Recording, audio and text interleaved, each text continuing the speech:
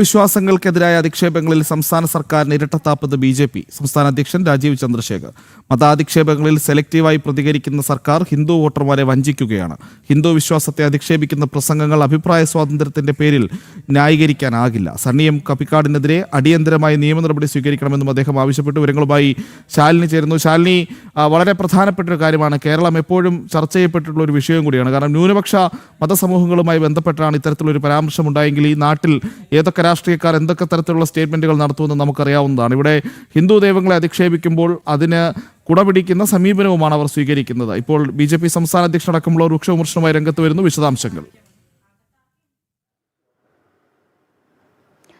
പ്രജിത്ത് സൂചിപ്പിച്ചതുപോലെ തന്നെയാണ് കഴിഞ്ഞ ദിവസങ്ങളിലടക്കം ഹിന്ദു വിശ്വാസത്തെയും ഹിന്ദു ദൈവങ്ങളെയും അടക്കം അധിക്ഷേപിച്ചുകൊണ്ട് പല പരാമർശങ്ങളും പൊതുസമൂഹത്തിൽ ഉണ്ടായിട്ടുണ്ട്. അതിനോടൊന്നും തന്നെ കാര്യമായ രീതിയിലുള്ള പ്രതികരണമോ നിയമ നടപടികളോ സംസ്ഥാന സർക്കാർ സ്വീകരിക്കാത്തതിനെതിരെയാണ് ഇപ്പോൾ വിശ്വാസികൾക്കൊപ്പം നിന്നുകൊണ്ട് BJPയുടെ സംസ്ഥാന അധ്യക്ഷൻ രാജീവ് ചന്ദ്രശേഖർ MLA ഇത്തരത്തിലൊരു പ്രസ്താവന ഇപ്പോൾ പുറത്തേക്ക് വരുന്നത്. അതായത് കഴിഞ്ഞ 100 ദിവസങ്ങൾ പൂർത്തിയാക്കിയ ആഘോഷം സംസ്ഥാന സർക്കാർ പലയിടങ്ങളിലും നടത്തുമ്പോൾ ഒരു അപകടം നിറഞ്ഞ 100 ദിവസങ്ങൾ എന്നുള്ള വിമർശനമാണ് അദ്ദേഹം ഉന്നയിക്കുന്നത്. ഒപ്പം തന്നെ ഹിന്ദു വിശ്വാസത്തിനെതിരെ നടക്കുന്ന അധിക്ഷേപകരമായ പരാമർശങ്ങളിൽ സംസ്ഥാന സർക്കാർ മൗനം പാലിക്കുകയാണ് എന്നുള്ളൊരു വിമർശനം കൂടി അദ്ദേഹം ഉന്നയിക്കുന്നുണ്ട്. അതിൽ പ്രധാനമായും സണ്ണി കപ്പിക്കാട് ഉൾപ്പെടെയുള്ളവർ കഴിഞ്ഞ ദിവസങ്ങളിൽ നടത്തിയ വിവാദ പരാമർശങ്ങളിൽ എന്തുകൊണ്ട് സ്വമേധയാ കേസെടുക്കാനോ അല്ലെങ്കിൽ അത്തരത്തിലൊരു പരാതികൾ ഉയർന്നിട്ട് നടപടികൾ സ്വീകരിക്കാത്തത് എന്തുകൊണ്ടാണ് എന്നൊരു ചോദ്യം കൂടി അദ്ദേഹം ഉയർത്തുകയാണ്. സർക്കാർ നിഷ്ക്രിയമായി തുടരുന്നത് ഇരട്ടത്താപ്പിന്റെ ഫലമാണ്. വോട്ട് ബാങ്ക് രാഷ്ട്രീയത്തിന്റെ ഭാഗം ആവുകയാണ് സംസ്ഥാന സർക്കാരും മുഖ്യമന്ത്രിയും എന്നുള്ളൊരു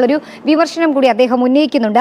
മുഖ്യമന്ത്രി VD സതീശനും ആഭ്യന്തരമന്ത്രി രമേശ് ചെന്നിത്തലയും ഒപ്പം തന്നെ ദേവസ്വം മന്ത്രി K മുരളീധരനും ഹിന്ദു വിശ്വാസത്തിന് എതിരായ വിദ്വേഷ പ്രസംഗങ്ങളിൽ എന്തുകൊണ്ടാണ് മൗനം പാലിക്കുന്നത് എന്നൊരു ചോദ്യം കൂടിയാണ് അവരോട് ചോദിക്കുകയും ചെയ്യുന്നത്. നിയമം എല്ലാവർക്കും ഒരുപോലെ ബാധകമല്ലേ എന്നൊരു ചോദ്യം കൂടി രാജീവ് ചന്ദ്രശേഖർ ചോദിക്കുന്നുണ്ട്. കഴിഞ്ഞ ദിവസങ്ങളിൽ നമ്മൾ കണ്ടതാണ് മറ്റ് ചിലർ ചില പരാമർശങ്ങൾ നടത്തിയപ്പോൾ അതിനെതിരെ സഡനായിട്ട് പോലീസ് ആക്ഷൻ എടുക്കുന്നു, അവരെ ജയിലിലടയ്ക്കാനുള്ള ശ്രമങ്ങൾ നടത്തുന്നു. മാധ്യമങ്ങൾക്ക് മുൻപിൽ പ്രതികരണങ്ങൾ നടത്താൻ UDFന്റെ മന്ത്രിമാർ അടക്കമുള്ളവർ മുഖ്യമന്ത്രി അടക്കമുള്ളവർ പ്രതികരണം നടത്തുന്നു.